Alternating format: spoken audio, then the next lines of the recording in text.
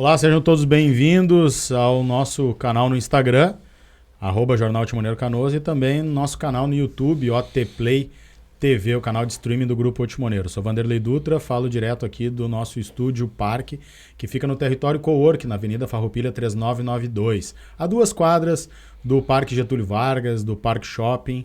Aqui temos ainda o nosso estúdio centro, que fica na redação do Jornal Timoneiro, ali no edifício Ipicuê. Estamos dando sequência à primeira rodada de entrevistas com os candidatos à Prefeitura de Canoas dentro da cobertura das eleições 2024 do Grupo Timoneiro de Comunicação. Hoje recebemos o candidato Ayrton Souza do PL. Conforme ordem sorteada com a presença dos representantes das candidaturas, já foram entrevistados Bete Colombo do Republicanos, Rodrigo Cebola do PSOL, Jairo Jorge do PSD e Márcio Freitas do PRD. Amanhã, sábado, dia 31, encerrando esta primeira rodada, conversaremos também às 19 horas com Odirley Campiol do Novo. Ainda teremos, entre 9 e 14 de setembro, uma rodada de entrevistas com os candidatos a vice-prefeito, para que tu também conheça os candidatos a vice-prefeito. E uma nova rodada com os candidatos que divulgaremos, os candidatos a prefeito que divulgaremos mais adiante. Já anote aí, 2 de outubro, na reta final, o último grande debate da campanha eleitoral será do Grupo Timoneiro, em parceria com o Unilassalle, feito lá no Unilassalle, no meio do campus, e com transmissão ao vivo aqui nas nossas redes e no nosso canal OT Play no YouTube. Além disso, você já deve estar acompanhando, se não está, por favor, nos siga lá no Instagram.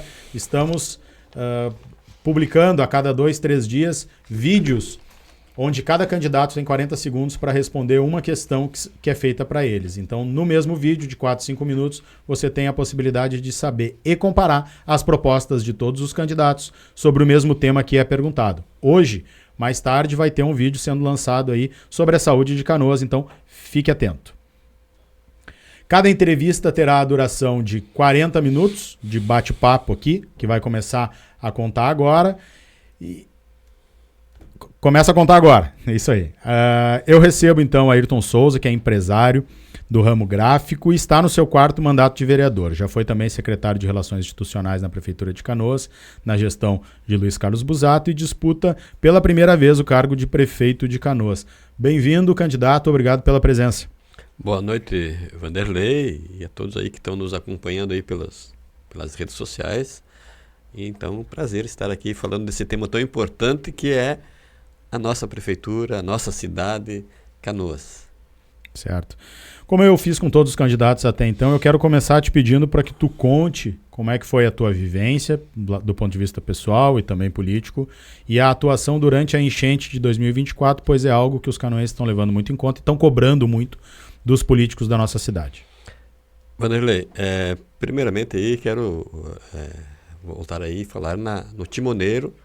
Eu não poderia falar no Timoneiro sem falar do Dr. Jorge Wecht, que deixou esse legado para nós na cidade, dar informação, levar notícias, sempre deixar os canoenses por dentro de tudo que está acontecendo. Então, parabéns ao Grupo Timoneiro, que agora está fazendo outro papel muito importante, que é a cobertura das eleições, mostrar para a cidade as propostas que todos nós, os candidatos que estamos postulando ao cargo de prefeito, estamos apresentando. Então, muito importante. Eu estive presente desde o início. Aliás, quem conhece o vereador Ayrton sabe que a gente está sempre trabalhando, sempre junto com a população. Costumo dizer que a minha vida é sempre junto, na hora boa, mas principalmente na hora da dificuldade, quando as pessoas realmente precisam do serviço público. Sempre fiz da minha caminhada, na minha vivência no meio público, um elo de ligação entre o cidadão e a população. Sempre fiz essa ponte aí, intermediando o diálogo com o serviço público, com o poder público, aproximando o cidadão para resolver as suas necessidades. Me lembro que começou-se o prenúncio da chuva, vinha uma semana de muitas chuvas, Vanderlei, e ali no dia 2, ao meio-dia, passado o meio-dia, comecei a receber muitas ligações do bairro Mato Grande. Eu sou vizinho, moro na Harmonia, e aí eu me desloquei lá para o bairro Mato Grande, inclusive chamei outros vereadores para lá, porque algumas ruas já estavam totalmente alagadas. E ali pelas 17 horas, por ali, eu comecei a receber ligação de moradores que me conhecem, que têm meu contato, desesperados. E aí eu fui até mais próximo ali na rua Finkler. E aí eu liguei para um amigo meu que tem Jeep, aqueles stroller, e ele em meia hora chegou lá com mais 5 companheiros jipeiros e começaram o resgate das pessoas. Então, desde o primeiro dia, desde o primeiro contato com a população do Mato Grande, a gente esteve junto, presenciando o desespero das pessoas, e desde aquele momento eu também presenciei e percebi que o poder público, o governo municipal, não estava lá, né? Não estava ali para socorrer as pessoas. Então, ali naquele momento, a gente começou a perceber que o poder público, o governo municipal, estava ausente, distante das pessoas para socorrer. Não tinha nenhum barco do poder público socorrendo ali as pessoas.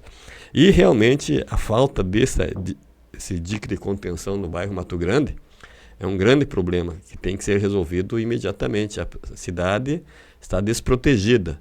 E a entrada de Canoas hoje passa a ser pela Avenida das Canoas, né? Futuramente vai ser um dos principais acessos para a cidade. Para o lado oeste é o principal acesso, pela 448, e totalmente desprotegido. Então, eu me lembro que aí passou a noite do dia 2, todo aquele desespero, as pessoas desesperadas, buscando socorro, e os voluntários trabalhando ali, buscando, socorrendo, e chegou inúmeras pessoas ali para ajudar no resgate. E no dia 3, quando foi o dia que se acentuou o problema, eu pude perceber que eu moro em frente ao 5 Colônia, moro no Verdes Campos, que a água que vinha do Mato Grande numa velocidade enorme, eu pude presenciar, ela entrou pelo Mato Grande. Então, as 5 colônias, o Harmonia, as águas vieram pelo Mato Grande. Saíram do Mato Grande, justamente que é onde não tem a proteção ali, então descia uma velocidade enorme. Nós temos ali no bairro Harmonia, a Rua República, e ali num certo ponto ela faz cruzamento com a Coronel Vicente.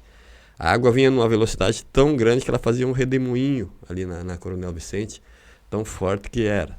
Então, essa questão da reconstrução, da proteção da cidade, ela vai ter que ser muito urgente, porque é prioridade para dar segurança para a cidade. Eu queria já te perguntar, na sequência, exatamente qual é o teu plano, né, dentro do teu plano de governo, e se eleito for, o que contempla as tuas propostas no sistema de proteção e de enfrentamento às tragédias. Porque aqui falaste de duas coisas, né? Em relação ao poder público estar presente na tragédia e outro tentar evitar a tragédia com os diques. Gostaria de saber quais são as propostas para essas duas coisas. Exatamente. Então, uma é a prevenção, que se prova aí que não tem prevenção. A drenagem, que tem que ser constante, a canalização está toda ela danificada, muito interrompida. Haja visto os alagamentos. Essa foi uma fatalidade, uma tragédia, uma enchente, algo sobrenatural. Mas nós temos constantes alagamentos na cidade, que daí vem a falta da prevenção, da manutenção da rede sempre limpa, a drenagem que a gente fala. Então, a nossa Secretaria de Obras hoje não tem quase mais funcionários concursados, que tem a memória do serviço. Então, nós vamos oportunizar no nosso governo o retorno dos funcionários que estão aposentados, que quiserem voltar com cargo de confiança, para nos auxiliar, porque eles conhecem muito bem a rede de esgoto de Canoas, e vamos oportunizar eles a estar juntos. Nós vamos, sim, trabalhar a construção do dique do Mato Grande, que ali se faz necessário também as casas de bomba, que não tem, se tem que ter o dique, tem que ter a casa de bomba. Então, o bairro Mato Grande hoje ele está desprotegido totalmente. E não só ele, que como se provou nessa enchente, acaba os outros bairros ao lado sendo afetados, a Harmonia e a 5 Colônia, aonde por ali que entraram as águas. Então, a construção do dique do Mato Grande se faz necessário para agora, início, né? Imediato. E tem um outro local da cidade que está desprotegido totalmente, é um bairro mais industrial, que é o bairro São Luís, que ali tem uma extensão de mais ou menos 15 quilômetros, de 13 a 15 quilômetros, que está totalmente desprotegido. Tem a 448 que servirá de contenção, somente fazer as comportas ali para fazer o fechamento total e proteger o bairro São Luís. Então esses 2 diques de proteção do Mato Grande e do bairro São Luís são prioridades, além de estruturar todos os diques que já existem, levantar eles, né, tem que levantar, porque deixar um nível de segurança mais elevado para a população ter segurança. Hoje as pessoas têm medo, têm receio. Hoje eu caminhei na rua e várias pessoas, o assunto é a prevenção, a proteção da cidade. Então, nós temos que fazer isso imediatamente. Já tem o recurso, segundo está anunciado, é só ter a equipe técnica e fazer aplicar. Aliás, esse recurso é fruto do trabalho do deputado Busato, que trabalhou muito na liberação desses recursos que estão sendo anunciados, inclusive com a participação do senador Reins. Então, o Rodrigo Busato, que é o meu vice, nós temos um bom diálogo e teremos um bom diálogo sempre aberto, junto com uma equipe qualificada de técnicos que acompanha o Rodrigo, que vem junto para somar, para nós realmente fazermos as coisas acontecerem na cidade. Candidato, falaste em memória, né, em não ter mais tantos servidores públicos com a memória, e também eu lembro que a população de forma geral também não tinha a memória, né? Porque as gerações que enfrentaram enchentes são as mais antigas, né? Muita gente veio morar em Canoas sem ter nem noção de que estava numa área alagável e que era protegida por dique. Nos seus 4 mandatos como vereador, esse tema, do ponto de vista das enchentes, ele foi, na sua opinião, debatido de forma satisfatória? Ou a cidade e a classe política como um todo acabou esquecendo esse assunto? Não, eu tenho vários pedidos de providência e posso levantá-los. Você falou que a geração mais nova não presenciou as enchentes. Eu fui um que cheguei em Canoas quando eu tinha 15 anos e não presenciei, tanto que eu sou morador de uma área atingida. Minha casa ficou submersa por quase 20 dias, com 1,90 m de água dentro de casa. Então também sou uma das vítimas dessa tragédia. Eu e mais 170 mil pessoas aproximadamente, né? Então nós temos inúmeras vezes eu levei os secretários de obras nos locais onde tem os alagamentos constantes. A enchente em si nunca foi discutida porque nós não vivenciamos isso. Mas os pontos de alagamento, a cada chuva que dá, não precisa ser muito forte, não. Chove aí 40 milímetros, 50 milímetros, já tem muitas residências com água. Eu posso levá-los em vários locais. Inclusive, levei vários secretários, só que teve tanta troca de secretário. Tu levava um secretário, quando o secretário achava que ia começar a fazer alguma coisa, tinha troca de novo. O prefeito acabava saindo, e aí dava descontinuidade do serviço. Então, várias vezes levei secretários nos locais de alagamento na região oeste da cidade. Então, o alagamento em si, né, sempre foi... queria justamente tratar dessa questão da enchente e uma outra coisa muito importante que é a da comunicação, transparência, porque fica muito claro que a população residente, né, não estava... sabendo, em grande parte, que estava numa área protegida por dique. Ela não sabia que se o dique rompesse, a sua residência seria atingida, independente se estava 3, 4, 5, 6 ou 7 metros o nível dos rios, né? Simplesmente não tinha essa informação. Gostaria de lhe perguntar sobre o seu governo, se eleito for, como o senhor pretende trabalhar essa questão da comunicação para que as pessoas entendam onde elas moram e principalmente a comunicação quando desastres ou tragédias estiverem ocorrendo. Isso foi uma falha grande do governo atual, que não soube se comunicar com a comunidade, né? Haja visto que no momento que era para as pessoas saírem de casa, o prefeito foi lá e pediu para as pessoas não saírem, que era para elas ficar tranquilas. Então a falta de comunicação certa, na hora certa, ou a desinformação que o prefeito tinha, fez com que ele cometesse esse equívoco de pedir para o pessoal da Rio Branco e do bairro Fátima ficarem tranquilos, que era 1h15, ele olhando para o relógio, vocês podem ficar tranquilos, que não há necessidade de evacuação. E aí, em seguida, se rompeu o dique. Então, realmente, a falta de comunicação, nós temos que ter muito. O nosso vice-prefeito, Rodrigo Busato, é formado em comunicação, ele vai cuidar da comunicação da prefeitura, para nós termos um canal de diálogo constante, permanente, com frequência, alertando sobre os possíveis problemas e também sobre a solução que nós vamos trazer para a cidade. Sobre desenvolvimento econômico e social, principalmente da região oeste, já que a tragédia acabou impactando, já era boa parte do território atingido, não todo, já tinha um empobrecimento ou já era de área de risco. E a enchente acabou agravando todo esse problema. Muitas residências não foram ocupadas novamente, muitos comércios e empresas sequer reabrirão neste curto prazo. Quais os seus planos e propostas para a recuperação econômica e social do lado oeste da cidade? Olha, nós temos aproximadamente aí entre 50 e 60 mil residências que foram atingidas. Muitas delas totalmente perdidas, né? Totalmente perdidas. Aproximadamente mais de 20 mil empresas, microempresas e estabelecimentos comerciais também tiveram problemas com a infraestrutura. Muitos nem retornaram mais. Temos que ter incentivos e garantir a proteção e a segurança. Somente com essas obras de saneamento, para garantir a proteção da cidade, é que nós vamos conseguir dar credibilidade e confiança para o investidor investir naquela cidade, naquela região da cidade, lá do oeste. Então, olha só, agora está para se instalar novamente, já começou as obras, mais uma unidade da Comercial Zafari, lá no bairro Mato Grande. E, inclusive, estive conversando com eles estiveram conversando comigo, da preocupação sobre o nível. Eu disse, olha, se eu sou vocês, levanto mais o nível da obra para ter uma maior segurança, porque não tem proteção no bairro Mato Grande dos DIC.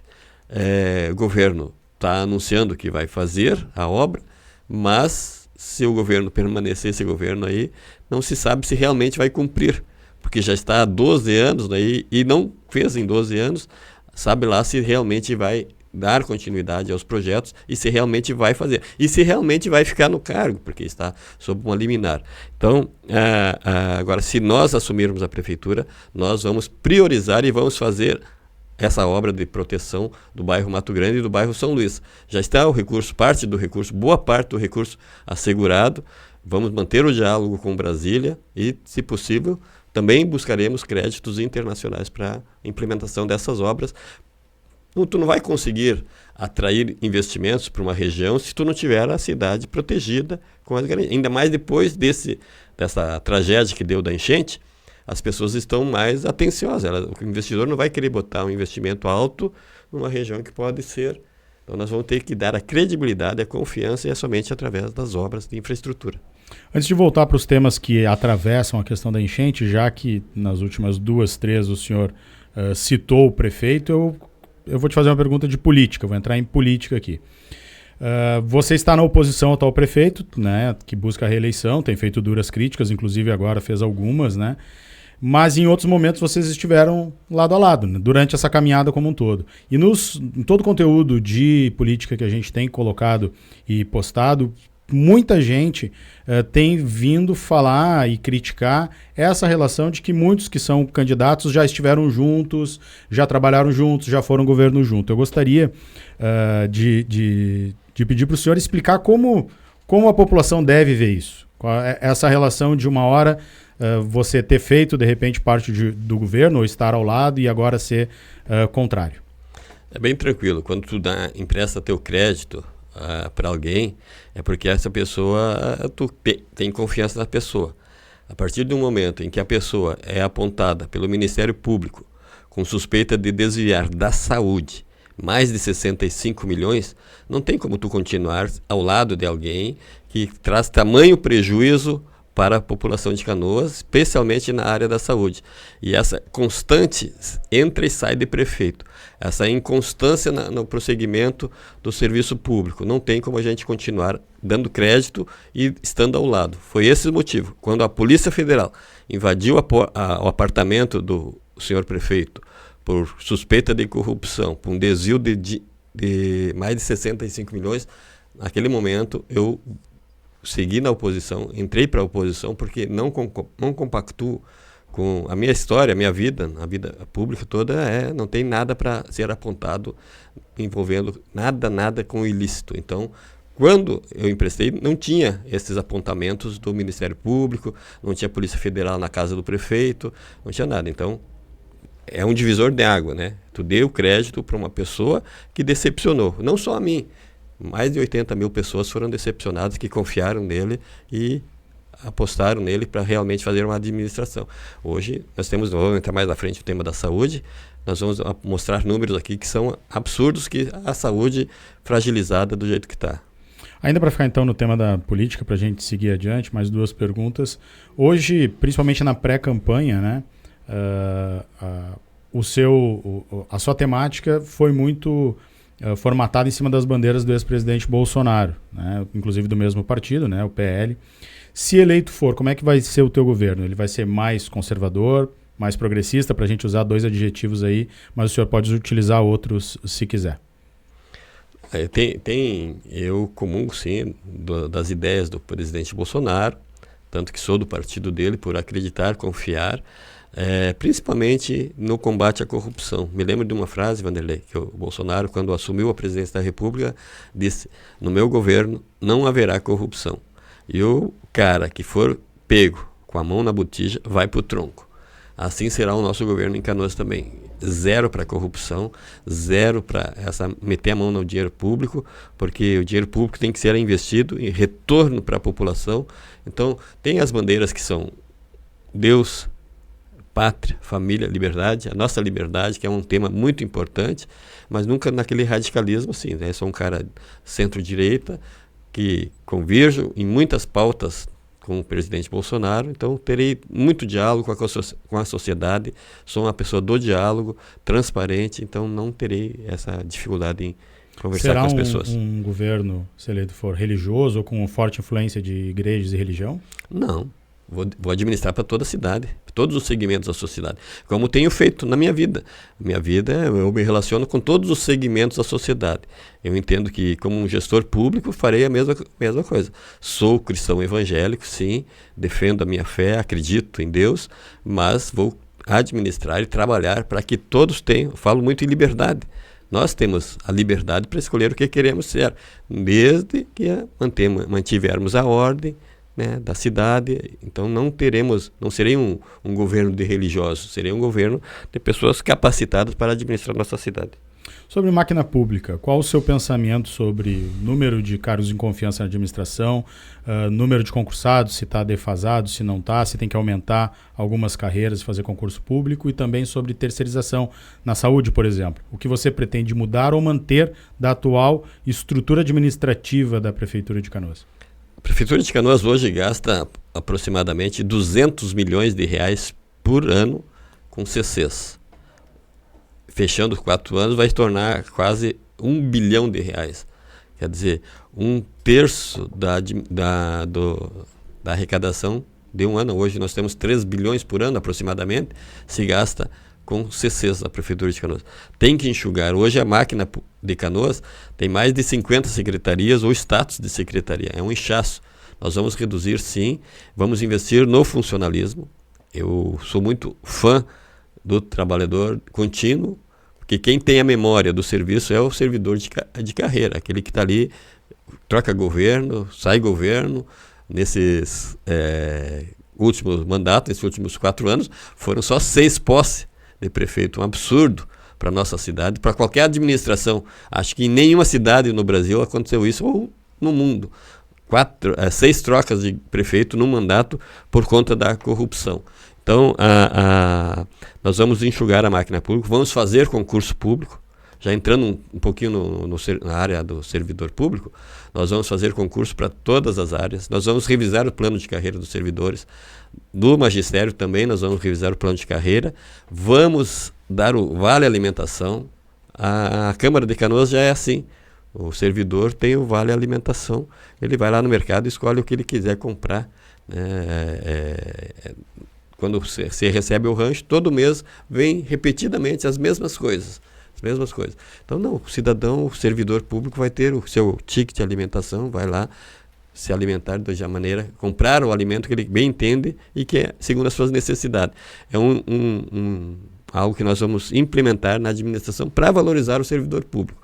Teremos, voltando a falar em Secretaria de Obras, é uma secretaria altamente técnica e que não tem servidor de carreira, mas ali.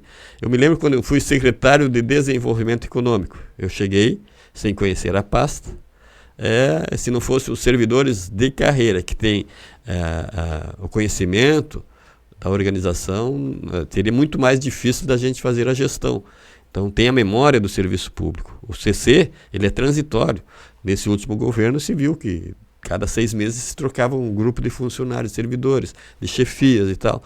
Então, o servidor público vai ser muito prestigiado no nosso governo. Vamos ter um constante diálogo. Ainda sobre esse assunto, né, embora na saúde a gente possa voltar a ele, se for o caso, mas a questão da terceirização, que hoje tem uma terceirização muito grande dentro da máquina pública, o candidato tem uma opinião sobre isso, sobre a terceirização na saúde e em outras áreas? Mas principalmente a quantidade de pessoas e mão de obra terceirizada. Sim, nós somos regidos por um limite de gastos com funcionalismo, né? 51%. Por isso que a terceirização às vezes vem para suprir essa dificuldade que tem em administrar.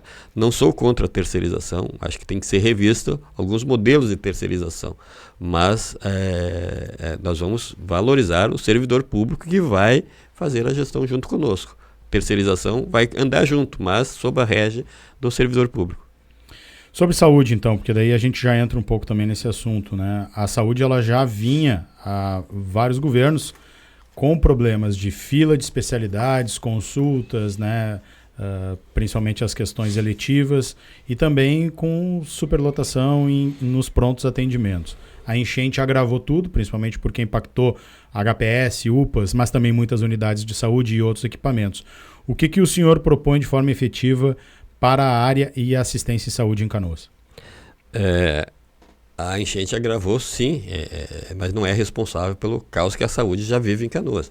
Nós temos entre consultas especializadas e exames, aproximadamente ou mais de 70 mil procedimentos em espera. Isso é uma outra tragédia, que está aí as pessoas ficando meses esperando para ter um exame, uma consulta especializada. Se nós irmos para o lado da cirurgia de hérnia, cirurgia de vesícula, outras tantas cirurgias, nós temos mais de 20 mil pessoas esperando. E é só tu andar na rua, seguidamente, a gente que está na vida pública, quase que todo dia encontra alguém te pedindo assim, eu estou há 4 anos, 3 anos esperando uma cirurgia de hérnia. Eu tive terça-feira num grupo de terceira idade e lá uma senhora me disse que está esperando por 5 anos uma cirurgia cardíaca, um procedimento cardíaco. Então, realmente, nós temos que rever toda a metodologia, vamos fazer convênios com as clínicas para ser mais ágil, para nós atendermos com mais eficiência a saúde da população de Canoas. Não podemos deixar as pessoas ir esperando tanto tempo para fazer um exame, uma consulta especializada, tendo que a saúde não espera, né? Tem que ser rápida. Nós temos 3 UPAs que foram atingidas. A UPA Caçapava, a UPA da Rio Branco e a UPA do Idoso. Além de mais 15 unidades de saúde, UBSs, e mais o Hospital de Pronto-Socorro. Só no Hospital de Pronto-Socorro se estima aí, anunciado pelo governo, 80 milhões para recuperar. Exatamente o número, eu volto a falar, na corrupção. O número que foi desviado há 3 anos atrás, apontado pelo Ministério Público, 65 milhões. Mais de 65 milhões. Talvez, fazendo a correção, hoje esteja aí o valor necessário para recuperar o nosso HPS. Mas já está em fase em obras. Vamos ver se realmente, se esse governo que está terminando não concluir, nós vamos priorizar a recuperação da estrutura dos hospitais de pronto-socorro. Sobre os hospitais, então, temos essa rede de pronto atendimento com HPS, temos ainda o HU, Hospital Universitário, gostaria de saber a sua visão para o papel dele nessa rede, e também do Hospital Nossa Senhora das Graças, já aproveitando para lhe perguntar se o senhor é a favor da intervenção, se eleito for, se vai manter a intervenção da Prefeitura no Graças ou se vai devolver para a ABC. Essa questão da saúde, nós temos que analisar da seguinte maneira. Hoje Canoas é referência para aproximadamente 150 municípios da Grande Porto Alegre, do estado aqui, não é só da Grande Porto Alegre. Isso será que é benéfico para a cidade? Nós vamos ter que fazer uma revisão total, mas a saúde, a atenção básica à saúde, que é lá nas UBSs, que tem que funcionar melhor. Com relação ao Graça, a intervenção, nós vamos analisar com um quadro de técnicos, com pessoas da área da saúde, para ver se realmente é o modelo adequado que está aí. Nós vamos propor, sim, avanços significativos com pessoas qualificadas que entendam do assunto, que principalmente tenham a sensibilidade humana para cuidar da saúde das pessoas aqui da nossa cidade. Para a gente encerrar a questão da saúde, qual será o papel da Fundação de Saúde no seu governo? Ela será mantida, não será mantida, será ampliado? É um tema também que vem eleição após a eleição sendo debatido. No meu entender, a Fundação cumpre um papel muito importante na gestão da saúde pública. Acho que ela tem que ser fortalecida, tem que dar mais, potencializar ela. Nós temos dentro da Fundação os agentes de saúde que, no meu ver, cumprem um papel muito importante, levando a saúde na prevenção, na orientação ao cidadão. Muitos cidadãos aí de mais da terceira idade ou que têm dificuldade de locomoção, alguma doença assim, são atendidos em casa pelos ACS. Então, é através da Fundação. Acho que tem que fortalecer o vínculo, a estrutura da Fundação de Saúde. Esse nós vamos também, é um tema que nós vamos... Tenho muita simpatia pela Fundação de Saúde. Perfeito. Sobre habitação, a luta por moradia está na gênese da cidade de Canoas. Muitos dos bairros que foram afetados nasceram assim, pessoas vindo de outros lugares para encontrar um lugar para morar e acabaram morando em lugares ou que antes do DIC eram totalmente alagáveis e depois protegidos por DIC, mas não só no lado oeste, em outros locais da cidade também tem problemas habitacionais de moradia, porque é muita gente que veio morar na cidade e a cidade não estava estruturada nestes momentos para ter uma urbanização. Mas também foi agravado e muito por causa da enchente, inclusive com muita gente querendo sair de um lado e para o outro, né? Qual é a sua política para os próximos 4 anos, se eleito for, para a habitação? A construção de, no mínimo, 6.000 residências para nós recuperarmos as casas que foram perdidas pela enchente, mas também oportunizarmos pessoas a terem a sua residência. Hoje nós temos, fica até feio para a imagem da cidade, várias invasões no entorno da cidade. Na entrada da cidade, ali na 448, eu vi já se formou uma outra cidade ali. E onde eu moro, no Verdes Campos, eu faço vizinhança com a Vila Araçá, que também é um outro fruto de ocupação. Nós temos várias e várias áreas públicas que podem ser feito moradias para as pessoas, levantar um conjunto habitacional para acomodar as pessoas. Então nós temos um compromisso de lutarmos aí, batalharmos, construirmos 6.000 residências para acomodar os canoenses, dar moradia digna para as pessoas. E as áreas de risco, principalmente por causa da enchente, elas se alteraram, se mantiveram? Por exemplo, né, as questões dos diques, ainda vimos, era algo que muitos canoenses nem conheciam. Muita gente morando em cima do dique, né? Ainda temos muitas pessoas morando em cima do dique. Essas áreas de risco, como é que o senhor vê? Nós vamos trabalhar justamente em cima desse tema da moradia. Dessas 6.000 residências que nós queremos construir e que vamos construir, vamos atrás de recurso, parceria com o governo federal, vamos buscar reassentar, realocar essas pessoas, dar moradia digna através da moradia, da construção de 6.000 residências. Sobre educação. A educação também temos problemas que vêm se arrastando, né? Principalmente, e eu quero lhe perguntar primeiro sobre isso, do ponto de vista pedagógico, né? Como organizar e qual política ter do ponto de vista pedagógico para recuperar o atraso no ensino dos alunos da rede pública, que já vinham com algum atraso desde a pandemia e agora de novo na enchente em relação aos alunos da rede privada também tiveram um prejuízo, distorção, idade série. Quais as suas propostas para a educação? Investir o que de fato é assegurado pela Constituição, os 25%. O governo atual, ano passado, só investiu 16% em educação.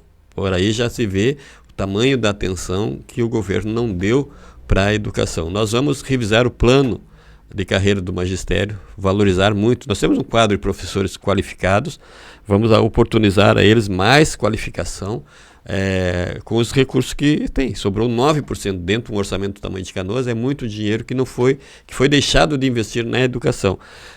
Faremos eleição direta para professores, retomaremos as eleições para os professores. Nós vamos investir. Hoje, Vanderlei, Canoas, entre as 4 maiores cidades do Rio Grande do Sul, ela está em último lugar no índice de avaliação do IDEB.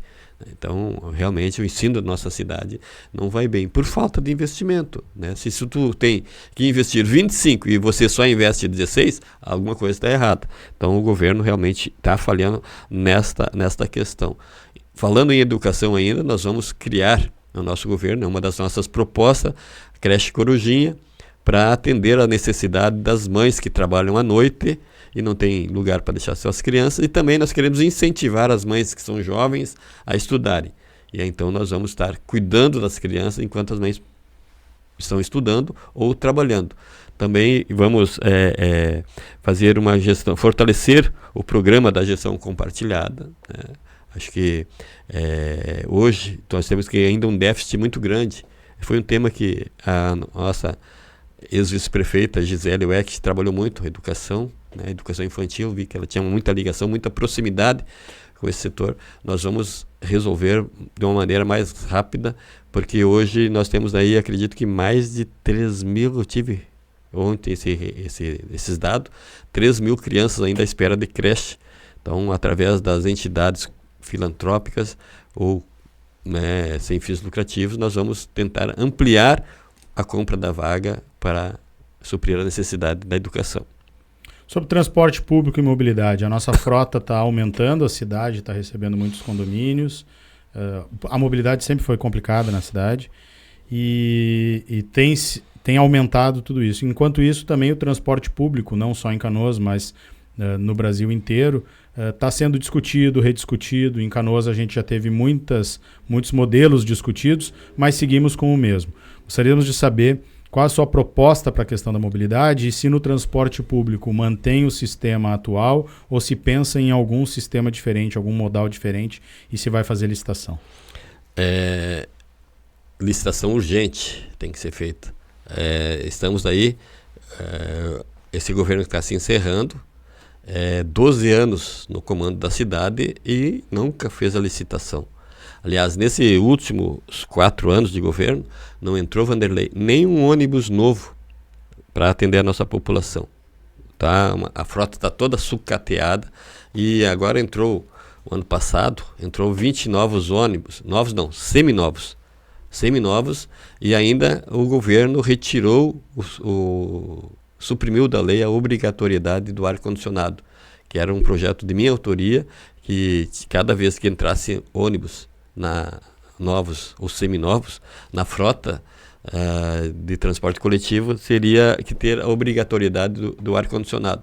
Então o governo ainda relaxou e suprimiu esse item para facilitar mais a vida da empresa, né? Mas não se preocupou nem com os trabalhadores do transporte público e muito menos com a população que utiliza o transporte público.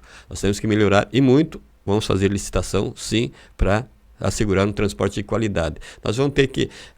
hoje não tem nem parada de ônibus segura. Nós vamos ter parada de ônibus. Queremos implementar o botão de pânico. Se alguém está ali numa parada de ônibus, está se sentindo ameaçado, inseguro, aperta no botão de pânico que vai acionar lá nossos órgãos de segurança para proteger as pessoas da nossa cidade. Hoje, né, por causa da enchente, mas até o final de outubro ou início de novembro, a cidade está com tarifa zero para a população.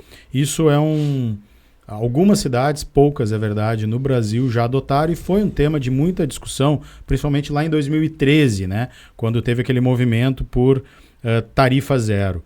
O senhor entende que é possível manter um modelo que tenha tarifa zero ou não? É uma proposta nossa, minha e do Rodrigo Busato, de que nos finais de semana nós vamos iniciar com tarifa zero nos finais de semana. para facilitar a vida do cidadão que quer fazer suas compras, quer visitar amigos, quer ir aos parques, shoppings. Então, nos finais de semana, o trabalhador, o cidadão que utiliza o transporte público, terá transporte gratuito nos finais de semana. E queremos, até o final do nosso governo, estender, buscar uma forma de garantir os recursos para que seja gratuito todos os dias. Hoje, quem utiliza o transporte público realmente é o trabalhador, ele que tem necessidade do transporte público. E muitas vezes fica horas e horas parado numa parada de ônibus, o ônibus não vem, a pontualidade nós vamos dizer. É outra questão que o governo falha, porque quem dá a concessão e quem tem que fiscalizar o transporte público é a prefeitura. E hoje a gente encontra muita reclamação com a pontualidade, a falta de pontualidade nos horários. Finais de semana, então, é muita reclamação, muitas vezes chega até mim, na Câmara de Vereadores, a falta de responsabilidade com o cidadão descumprindo os horários dos ônibus. Essa pergunta a gente tem feito para todas as candidaturas. No seu caso, é uma das duas chapas que não tem uma mulher também na composição. Uma pergunta sobre gênero, né? Mas a pergunta vai além, não se restringe a isso. Em seu plano de governo e o que o que o senhor pensa para o seu futuro governo, se eleito for, como será tratada a questão de gênero e se de alguma maneira terá paridade nos cargos, por exemplo, de secretariado ou cargos de chefia, como o senhor pensa essa questão? A gente pensa tanto, hoje nossa população é mais de 53%, quase 54%, segundo o IBGE, são mulheres. E nós vamos ter no município a Secretaria da Mulher, da Família e da Igualdade, todas numa secretaria só. Nós vamos contemplar esses três temas, porque a família é a base de tudo, nós temos que valorizar políticas públicas de incentivo à família.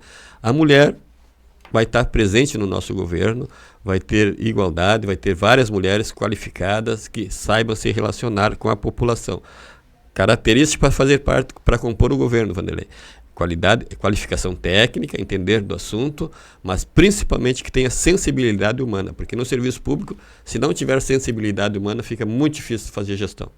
Estamos encerrando nossos 40 minutos. Eu gostaria de que o senhor aproveitasse esse último minuto e se dirigisse de forma livre e direto ao eleitor. Prezado canoense, na maior tragédia da cidade vivida, aliás, nós temos duas tragédias, né? A tragédia humana, que foi esse problema com o prefeito ioiô, vai e vem, mas tivemos a tragédia da natureza, que a gestão pública foi ineficiente. Foi o povo pelo povo, foram as pessoas, era o gringo socorrendo as pessoas, era o gringo colocando à disposição a estrutura dele para ajudar as pessoas, era o povo pelo povo, e se não fosse o povo pelo povo, a tragédia seria muito pior. Eu, novamente agora, daqui a poucos dias, 35 dias, será a vez do povo pelo povo novamente. Então faça a sua análise, se não está satisfeito, se está satisfeito com essa inconstância do governo, que não foi suficiente, capaz de resolver os problemas da nossa cidade. Então, é a vez do povo pelo povo novamente, para votar lá no dia 6 de outubro e decidir o futuro dos próximos 4 anos da nossa cidade. Conto com vocês, é o povo pelo povo, é a vez do povo novamente. Obrigado, candidato. Assim encerramos a quinta das 6 entrevistas que estamos fazendo aqui no nosso canal AT Play TV. Mais uma vez aqui no Estúdio Parque, no Território Coorque, Avenida Farroupilha 3992. Amanhã estaremos aqui de novo, novamente às 19h, na última entrevista desta primeira série, ouvindo o candidato Campiol do Novo. Aproveita que está passando por aqui, começa a seguir o nosso canal, o nosso perfil. E se você estiver vendo esse vídeo no YouTube, te inscreve e clica também no sininho para que todo conteúdo novo seja ativado com uma notificação na tela do teu celular. Até a próxima, boa noite, tchau.